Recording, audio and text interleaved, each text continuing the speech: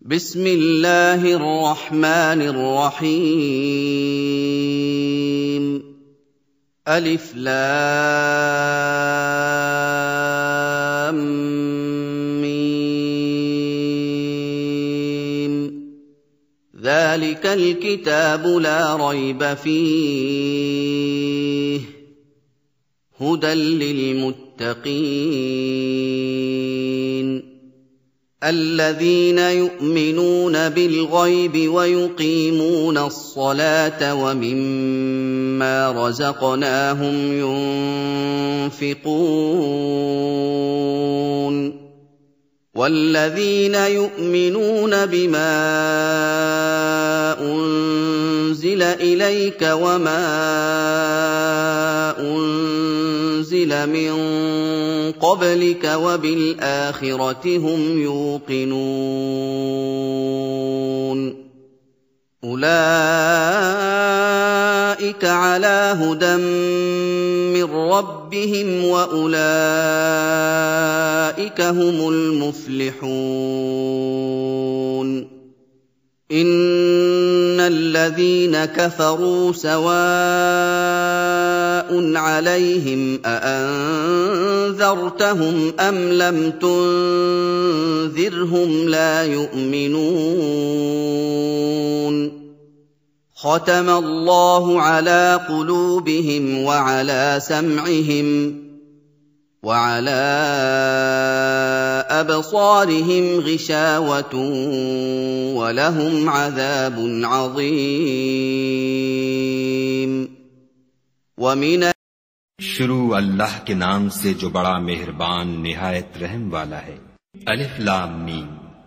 ये किताब कुरान मजीद, इसमें कुछ शक नहीं कि कलाम खुदा है, खुदा से डरने वालों की रहनुमा है, जो गैब पर ईमान लाते और आदाब के साथ नमाज पढ़ते और जो कुछ हमने उनको अता फरमाया है उसमें से खर्च करते हैं। और जो किताब ए मोहम्मद सल्लल्लाहु अलैहि वसल्लम तुम पर नाजिल हुई और जो किताबें तुमसे पहले पैगंबरों पर नाजिल हुई सब पर ईमान लाते और आखिरत का यकीन रखते हैं, यही लोग अपने परवरदिगार की तरफ से हिदायत पर हैं और यही नजात पाने वाले हैं। जो लोग काफिर हैं उन्हें तुम नसीहत करो या न करो उनके लिए बराबर है, वो ईमान नहीं लाने के। खुदा ने उनके दिलों और कानों पर मोहर लगा रखी है और उनकी आंखों पर पर्दा पड़ा हुआ है और उनके लिए बड़ा अजाब तैयार है। وَمِنَ النَّاسِ مَن يَقُولُ آمَنَّا بِاللَّهِ وَبِالْيَوْمِ الْآخِرِ وَمَا هُم بِمُؤْمِنِينَ يُخَادِعُونَ اللَّهَ وَالَّذِينَ آمَنُوا وَمَا يَخْدَعُونَ إِلَّا أَنفُسَهُمْ وَمَا يَشْعُرُونَ فِي قُلُوبِهِم مَّرَضٌ فَزَادَهُمُ اللَّهُ مَرَضًا وَلَهُمْ عَذَابٌ أَلِيمٌ بِمَا كَانُوا يَكْذِبُونَ। और बाज लोग ऐसे हैं जो कहते हैं कि हम खुदा पर और रोज़े आखिरत पर ईमान रखते हैं, हालांकि वो ईमान नहीं रखते। ये अपने पिंदार में खुदा को और मोमिनों को चकमा देते हैं, मगर हकीकत में अपने सिवा किसी को चकमा नहीं देते और इससे बेखबर हैं। इनके दिलों में कुफ्र का मरज था, खुदा ने उनका मरज और ज्यादा कर दिया और उनके झूठ बोलने के सबब उनको दुख देने वाला अजाब होगा। وَإِذَا قِيلَ لَهُمْ لَا تُفْسِدُوا فِي الْأَرْضِ قَالُوا إِنَّمَا نَحْنُ مُصْلِحُونَ أَلَا إِنَّهُمْ هُمُ الْمُفْسِدُونَ وَلَكِن لَّا يَشْعُرُونَ وَإِذَا قِيلَ لَهُمْ آمِنُوا كَمَا آمَنَ النَّاسُ قَالُوا أَنُؤْمِنُ كَمَا آمَنَ السُّفَهَاءُ أَلَا إِنَّهُمْ هُمُ السُّفَهَاءُ وَلَكِن لَّا يَعْلَمُونَ। और जब उनसे कहा जाता है कि जमीन में फसाद न डालो तो कहते हैं हम तो इस्लाह करने वाले हैं। देखो ये बिलाशुबा मुफसिद हैं, लेकिन खबर नहीं रखते। और जब उनसे कहा जाता है कि जिस तरह और लोग ईमान ले आए तुम भी ईमान ले आओ, तो कहते हैं भला जिस तरह बेवकूफ ईमान ले आए हैं उसी तरह हम भी ईमान ले आए। सुन लो कि यही बेवकूफ हैं लेकिन नहीं जानते। وَإِذَا لَقُوا الَّذِينَ آمَنُوا قَالُوا آمَنَّا وَإِذَا خَلَوْا إِلَىٰ شَيَاطِينِهِمْ قَالُوا إِنَّا مَعَكُمْ إِنَّمَا نَحْنُ مُسْتَهْزِئُونَ اللَّهُ يَسْتَهْزِئُ بِهِمْ وَيَمُدُّهُمْ فِي طُغْيَانِهِمْ يَعْمَهُونَ أُولَٰئِكَ الَّذِينَ اشْتَرَوُا الضَّلَالَةَ بِالْهُدَىٰ فَمَا رَبِحَت تِّجَارَتُهُمْ وَمَا كَانُوا مُهْتَدِينَ। और ये लोग जब मोमिनों से मिलते हैं तो कहते हैं कि हम ईमान ले आए हैं, और जब अपने शैतानों में जाते हैं तो उनसे कहते हैं कि हम तुम्हारे साथ हैं, और पैरवान मोहम्मद सल्लल्लाहु अलैहि वसल्लम से तो हम हंसी किया करते हैं। इन मुनाफिकों से खुदा हंसी करता है और उन्हें मोहलत दिए जाता है कि शरारत और सरकशी में पड़े बहक रहे हैं। ये वो लोग हैं जिन्होंने हिदायत छोड़कर गुमराही खरीदी, तो न तो उनकी तिजारत ही ने कुछ नफा दिया और न वो हिदायत याब ही हुए। مثلهم كمثل الذي استوقد نارا فلما أضاءت ما حوله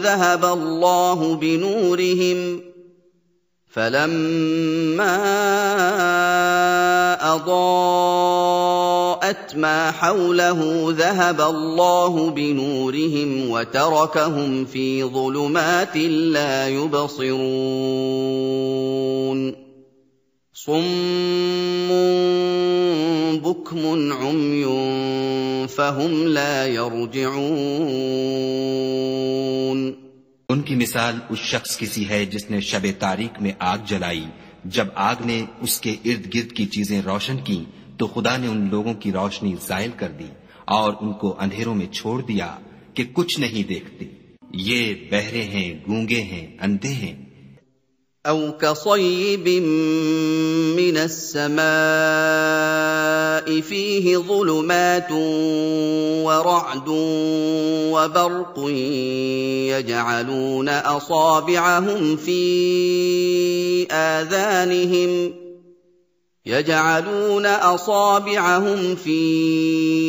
آذَانِهِم مِّنَ الصَّوَاعِقِ حَذَرَ الْمَوْتِ ۚ وَاللَّهُ مُحِيطٌ بِالْكَافِرِينَ يَكَادُ الْبَرْقُ يَخْطَفُ أَبْصَارَهُمْ كُلَّمَا أَضَاءَ لَهُم مَّشَوْا فِيهِ وَإِذَا أَظْلَمَ عَلَيْهِمْ قَامُوا ۚ وَلَوْ شَاءَ اللَّهُ لَذَهَبَ بِسَمْعِهِمْ وَأَبْصَارِهِمْ ۚ إِنَّ اللَّهَ عَلَىٰ كُلِّ شَيْءٍ قَدِيرٌ। कि किसी तरह सीधे रास्ते की तरफ लौट ही नहीं सकते। या उनकी मिसाल मेह किसी है कि आसमान से बरस रहा हो और उसमें अंधेरे पर अंधेरा छा रहा हो और बादल गरज रहा हो और बिजली कौंद रही हो, तो ये कड़क से डरकर मौत के खौफ से कानों में उंगलियां दे लें, और खुदा काफिरों को हर तरफ से घेरे हुए है। करीब है कि बिजली की चमक उनकी आंखों की बसारत को उचक ले जाए। जब बिजली चमकती और उन पर रोशनी डालती है तो उसमें चल पड़ते हैं, और जब अंधेरा हो जाता है तो खड़े के खड़े रह जाते हैं। और अगर खुदा चाहता तो उनके कानों की सुनवाई और आंखों की बीनाई दोनों को जायल कर देता। बिलाशुबा खुदा हर चीज पर कादिर है। يَا أَيُّهَا النَّاسُ اعْبُدُوا رَبَّكُمُ الَّذِي خَلَقَكُمْ وَالَّذِينَ مِن قَبْلِكُمْ لَعَلَّكُمْ تَتَّقُونَ الذي جعل لكم الأرض فراشا والسماء بناء وأنزل من السماء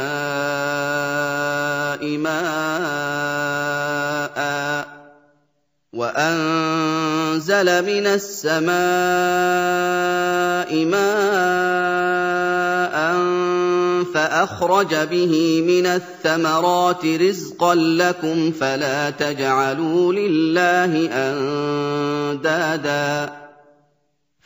تجعلوا لله أندادا وأنتم تعلمون लोगों, अपने परवरदिगार की इबादत करो जिसने तुमको और तुमसे पहले लोगों को पैदा किया ताकि तुम उसके अजाब से बचो।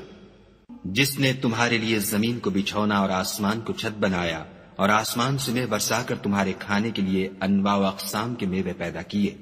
बस किसी को खुदा का हमसर न बनाओ और तुम जानते तो हो। وَإِن كُنتُمْ فِي رَيْبٍ مِّمَّا نَزَّلْنَا عَلَىٰ عَبْدِنَا فَأْتُوا بِسُورَةٍ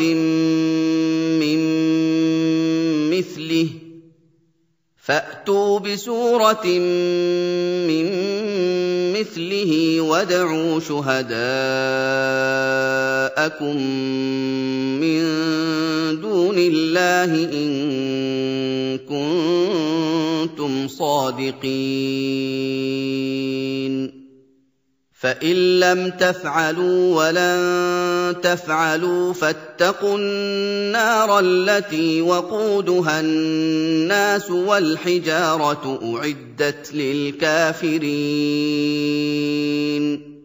और अगर तुमको इस किताब में जो हमने अपने बंदे मोहम्मद अरबी सल्लल्लाहु अलैहि वसल्लम पर नाजिल फरमाई है कुछ शक हो तो इसी तरह की एक सूरत तुम भी बना लाओ और खुदा के सिवा जो तुम्हारे मददगार हों उनको भी बुला लो अगर तुम सच्चे हो। लेकिन अगर ऐसा न कर सको और हरगिज नहीं कर सकोगे तो उस आग से डरो जिसका ईंधन आदमी और पत्थर होंगे और जो काफिरों के लिए तैयार की गई है। وَبَشِّرِ الَّذِينَ آمَنُوا وَعَمِلُوا الصَّالِحَاتِ أَنَّ لَهُمْ جَنَّاتٍ تَجْرِي مِن تَحْتِهَا الْأَنْهَارُ كُلَّمَا رُزِقُوا مِنْهَا مِن ثَمَرَةٍ رِّزْقًا قَالُوا هَٰذَا الَّذِي رُزِقْنَا مِن قَبْلُ وَأُتُوا بِهِ مُتَشَابِهًا وَلَهُمْ فِيهَا أَزْوَاجٌ مُّطَهَّرَةٌ وَهُمْ فِيهَا خَالِدُونَ। और जो लोग ईमान लाए और नेक अमल करते रहे उनको खुशखबरी सुना दो कि उनके लिए नेमत के बाग हैं जिनके नीचे नहरें बह रही हैं। जब उन्हें उनमें से किसी किस्म का मेवा खाने को दिया जाएगा तो कहेंगे ये तो वही है जो हमको पहले दिया गया था और उनको एक दूसरे के हम शक्ल मेवे दिए जाएंगे और वहां उनके लिए पाक बीवियां होंगी और वो बहिश्तों में हमेशा रहेंगे।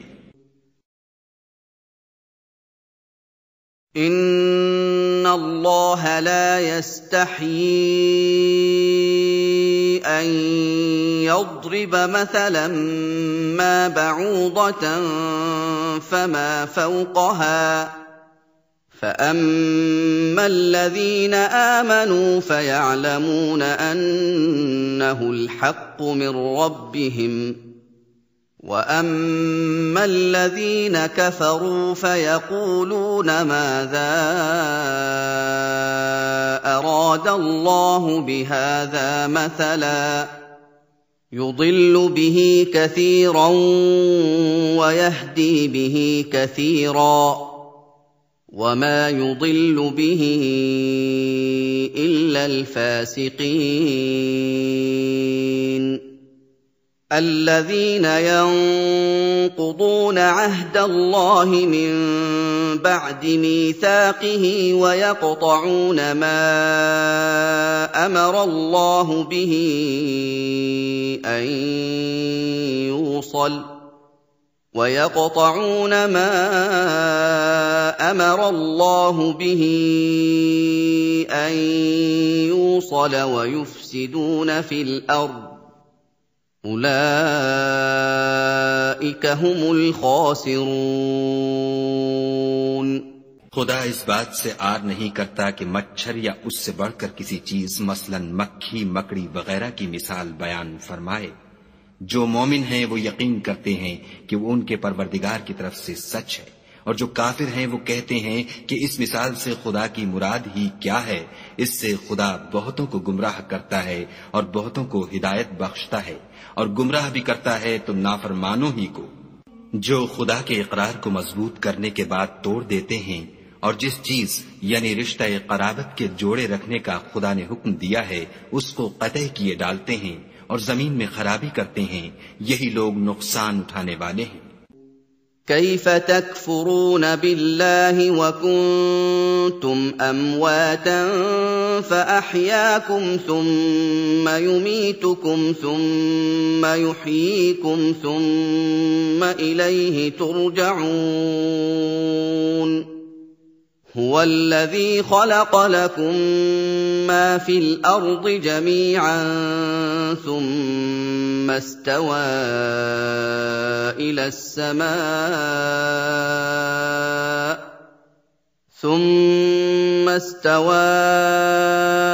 إلى السماء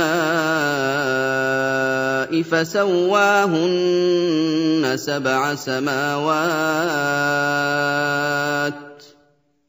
وهو بكل شيء عليم وَإِذْ قَالَ رَبُّكَ لِلْمَلَائِكَةِ إِنِّي جَاعِلٌ فِي الْأَرْضِ خَلِيفَةً قَالُوا أَتَجْعَلُ فِيهَا مَن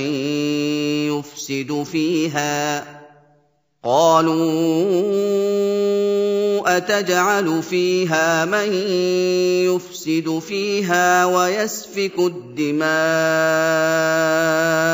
وَنَحْنُ نُسَبِّحُ بِحَمْدِكَ وَنُقَدِّسُ لَكَ قَالَ إِنِّي أَعْلَمُ مَا لَا تَعْلَمُونَ काफिरो, तुम खुदा से क्यों कर मुनकिर हो सकते हो? जिस हाल में कि तुम बेजान थे तो उसने तुमको जान बख्शी, फिर वही तुमको मारता है, फिर वही तुमको जिंदा करेगा, फिर तुम उसी की तरफ लौट कर जाओगे। वही तो है जिसने सब चीजें जो जमीन में हैं तुम्हारे लिए पैदा की, फिर आसमानों की तरफ मुतवज्जे हुआ तो उनको ठीक साथ आसमान बना दिया, और वो हर चीज से खबरदार है। और वो वक्त याद करने के काबिल है जब तुम्हारे परवरदिगार ने फरिश्तों से फरमाया कि मैं जमीन में अपना नायब बनाने वाला हूँ। उन्होंने कहा, क्या तू इसमें ऐसे शख्स को नायब बनाना चाहता है जो खराबियां करे और कुछ तो खून करता फिरे, और हम तेरी तारीफ के साथ तस्बीह व तक़दीस करते रहते हैं। खुदा ने फरमाया, मैं वो बातें जानता हूँ जो तुम नहीं जानते।